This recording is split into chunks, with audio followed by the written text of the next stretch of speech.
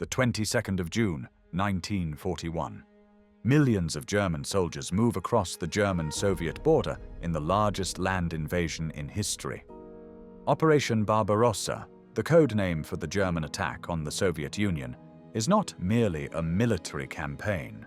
It is a war of annihilation which follows written orders, explicit, calculated, and signed by German High Command. Among them is the Commissar Order, which mandates the immediate execution of Soviet political commissars upon capture. These men are to be shot on the spot, not as prisoners of war, but as ideological enemies, stripped of all protection in a brutal violation of international law.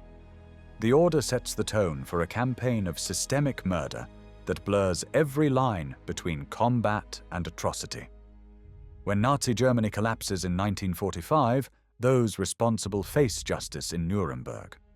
Among the accused stands a man who helped issue and enforce that infamous order and who willingly helped in the murder of thousands of people. His name is Alfred Jodl. Alfred Joseph Ferdinand Jodl was born on the 10th of May 1890 in the Franconian garrison town of Würzburg in Germany. His father, also Alfred Jodl, was a captain of the Bavarian artillery descended from a long line of officers originally rooted in Tyrol, and his mother, Therese Baumgärtler, came from the lower ranks of society. Because social conventions of that time forbade such a mismatch, the couple remained unmarried until Jodl Sr. retired in 1899. Only then did the 9-year-old Alfred exchange the maternal surname on his papers for the parental name that would later headline the world's newspapers. He grew up alongside a younger brother Ferdinand, also destined for a general's rank in the German army. Early schooling of Alfred Jodl moved with his father's postings, Landau in der Pfalz, then Munich. At 13, Alfred entered the Bavarian Cadet Corps, a rigid world of drills, Latin declensions, and icy dormitories. Due to his fluctuating performance, he only passed his Abitur in 1910 at the age of 20, but was one of the best in his class. After that, he marched straight into the 4th Field Artillery Regiment of the Bavarian Army in Augsburg. War colleges in Munich honed his gunnery mathematics, and on the 28th of October 1912, he received, at the young age of 22, the rank of lieutenant, which was equivalent to a second lieutenant. Everything also went well for him in his personal life. In the following year, in September 1913, he married Irma Pauline Caroline Countess von Bullion. This childless marriage sealed his ascent into higher society. A few months after Jodl's marriage, Europe detonated when in July 1914 the Great War began, later renamed as the First World War. At the beginning of World War I, Jodl took part in the Battle of Saarburg with his unit on the 20th of August 1914 and was wounded in the thigh on the 24th of August. As a result, he was awarded the Iron Cross, 2nd class. Jodl was not able to return to his unit until March 1915. In 1916, he was promoted to Oberleutnant, which was equivalent to a first lieutenant in the US Army, and was transferred to the Eastern Front toward the end of the year.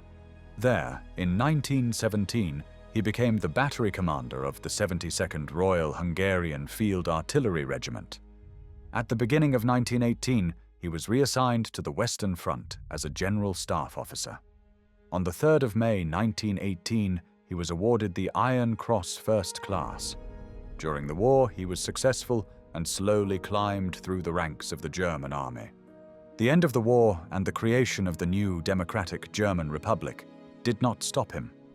In the afterward German army, the Reichswehr, limited to only 100,000 men by the Treaty of Versailles, he stayed in his ranks.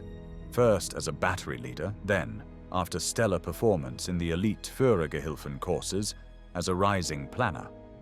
By 1924, Berlin's Reichswehr ministry summoned him to work for them, and by 1928 he lectured on tactics and war history. On the 1st of February 1932, he was promoted to major, and on the 1st of June of the same year, appointed section leader in the operations department of the Reichswehr Ministry's troop office, the Truppenamt. This was the cover organization for the German General Staff from 1919 through to 1935, when the German General Staff, originally prohibited by the Treaty of Versailles, was officially recreated. Behind this neutral name, officers sketched schemes to rearm Germany. Their cover was glider clubs to train pilots and riding schools for a cavalry that would soon call themselves tanks. When Adolf Hitler became Chancellor in January 1933, those plans leapt from paper. Jodl, a political by temperament but convinced that the Versailles Treaty had weakened and insulted Germany, proved irreplaceable.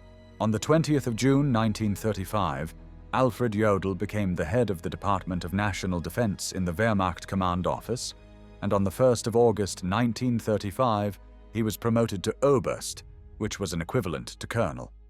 Jodl occasionally stayed in Bischofswiesen Stangas, the location where the Reich Chancellery's Berchtesgaden branch was built, particularly when Adolf Hitler was residing at the Berghof. In February and March 1938, following the Blomberg-Fritsch crisis, when Hitler got rid of the army leaders he found inconvenient, the leadership of the German army, the Wehrmacht, was reorganized, and the Armed Forces High Command was established and staffed with loyal National Socialists. The Wehrmacht Command Office, now led by Jodl, became part of the Armed Forces High Command, and he was directly subordinate to its chief, General of the Artillery Wilhelm Keitel. As part of a regular rotation, Jodl was transferred on the 1st of October 1938 from his staff position to a troop command as artillery commander of the 44th Infantry Division. 6 months later, with another promotion, now Generalmajor, which was an equivalent to Brigadier General in US Army, he was recalled to Berlin.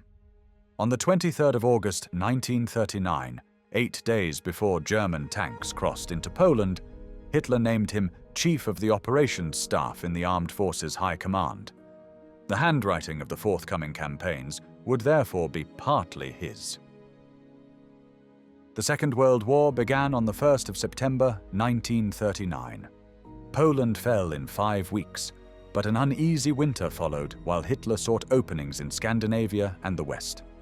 The Armed Forces High Command hesitated over a Norwegian adventure, but at the end of the day, they willingly drafted Operation Weserübung. On the 9th of April 1940, the plan became reality when German troops struck Denmark and Norway. While Denmark capitulated in just a few hours, Norway held for 2 months before surrendering. The largest success was the fall of France. This bitter enemy of the German Empire in the First World War was defeated in a few weeks, and Nazi Germany was at the height of their military success. For this enormous triumph, Hitler also rewarded Alfred Jodl, and he became General of Artillery. Victory over France scarcely cooled the printers before Jodl and his aides turned eastward. Directive 21, issued on the 18th of December 1940, bore his conceptual stamp. The directive stated, "Using of the army groups, a swift encirclement, and hopefully Soviet collapse within months." To grease the wheels of terror, he also helped create the infamous Commissar Order of the 6th of June, 1941, which commanded troops to execute captured Soviet political officers on sight. The order stated, "These commissars are not to be recognized as soldiers. The protection under international law for prisoners of war does not apply to them. After being separated, they are to be dealt with accordingly." The directive violated every clause of the Hague Conventions, yet Jodl supported it. Later, he would sign another infamous document, the Commando Order of October 1942. This order stated that all Allied commandos captured in Europe and Africa should be summarily executed without trial, even if in proper uniforms or if they attempted to surrender. Any commando or small group of commandos or a similar unit, agents and saboteurs not in proper uniforms, who fell into the hands of the German forces by means other than direct combat, were to be handed over immediately to the SD, the Nazi intelligence service, for immediate execution. When the 1942 German summer offensive toward the Caucasus bogged down, Jodl dared critique Hitler's habit of splitting armies and shifting military objectives. The Führer fumed and privately mused about replacing him with General Friedrich Paulus once Stalingrad fell to German hands. A victory, That never happened. Outwardly, Jodl concealed the conflict with Hitler and openly praised the Nazi leader for his strategic foresight. In a lecture which took place on the 7th of November, 1943 in Munich, he referred to what he called the natural sentiment of the people, that in this war there is only the fight to the very end. Capitulation means the end of the nation, the end of Germany. He stated that confidence in final victory remained unshaken and was justified by the fact that a genius is leading at the top. The so-called genius for him was Adolf Hitler. What is interesting is that Jodl was not member of the old Nazi movement.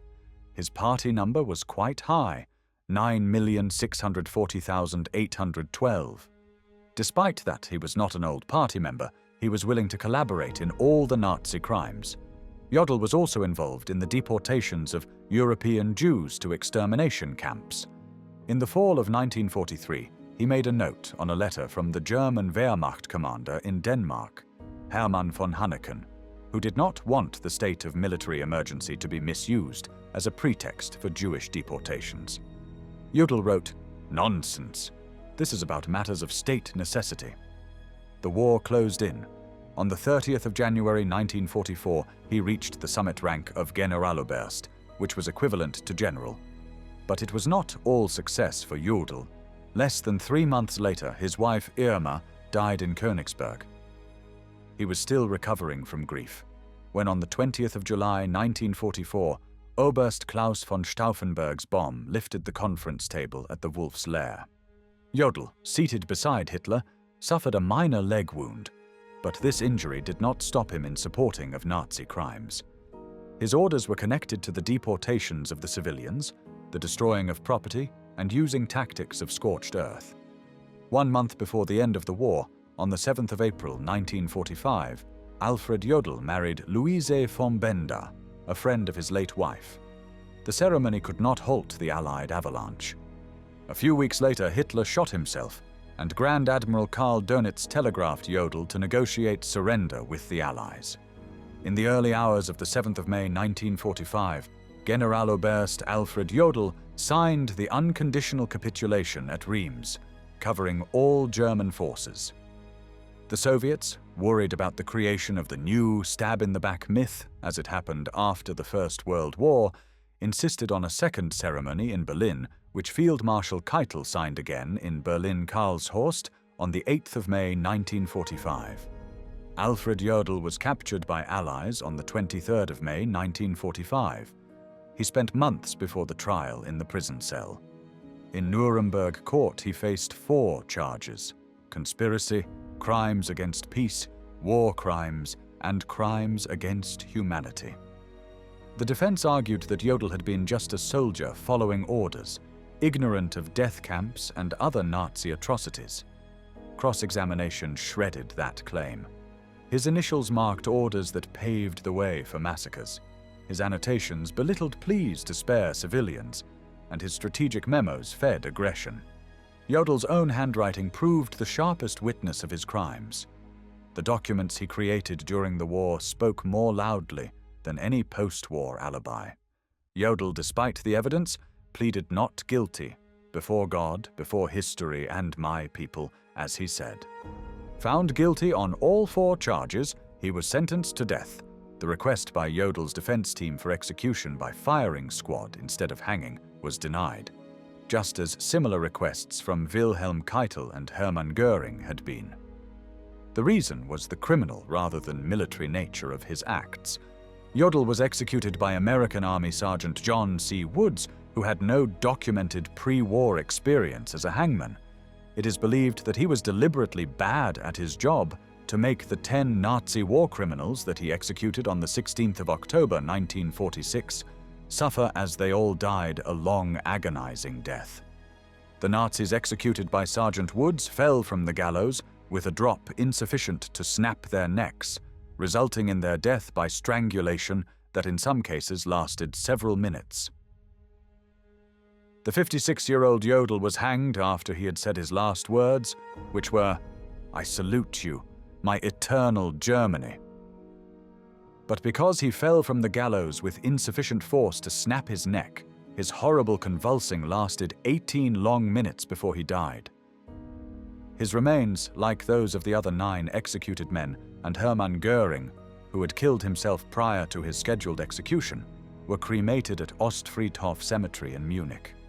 The ashes were scattered in the Wensbach, a small tributary of the river Isar, to prevent the establishment of a permanent burial site, which might be enshrined by Nazis and their followers in the future.